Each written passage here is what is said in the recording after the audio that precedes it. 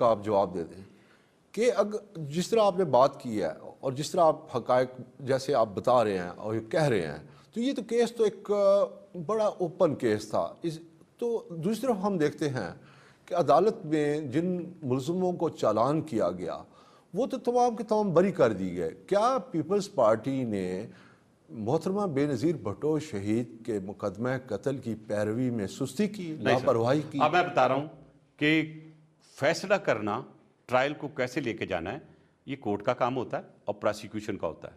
हमने अपनी हुकूमत के दरमियान में आखिर तक एक proper challan identifying the killers, executors, उसके फाइनेंसर्स जो कॉन्स्पिरेसी बना के दे दी।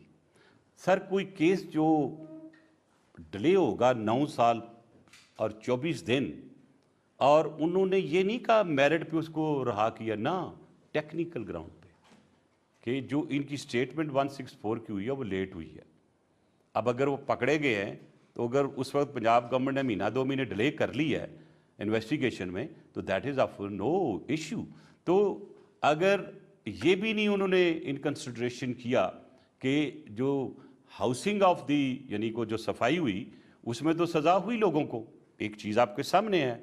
और खाना नंबर 2 में आपके सामने जनरल परवेज़ मुशर्रफ भी हैं, मैं उनको भी अपील करूंगा वो भी आए आके केस, और जहां मैं नवाज शरीफ कह रहा हूं उनको भी कहता हूं कि वो भी आए जाके आके केस अपना फेस करें मोहतरमा के केस में और अपने आप को एग्जानरेट कराएं।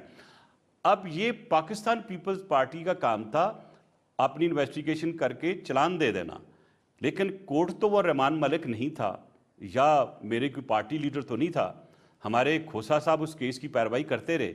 आज भी इसमें पार्टी जो हैं फैमिली की तरफ से आसिफ अली जरदारी साहब हैं कोर्ट में, और आज हमारी यही जो अपील कर रहे हैं हम कोर्ट को कि ये केस वापस जो आए और इकरामुल्लाह को ला के ये टीटीपी का जो हेड बना नया जो मुफ्ती उसको ला के बाकायदा इसकी ट्रायल होनी चाहिए। हम इसको नहीं छोड़ेंगे जब तक हम अपनी मोहतरमा बेनज़ीर भुट्टो शहीद को उनको जस्टिस नहीं दिला देते, और it will continue as a mission.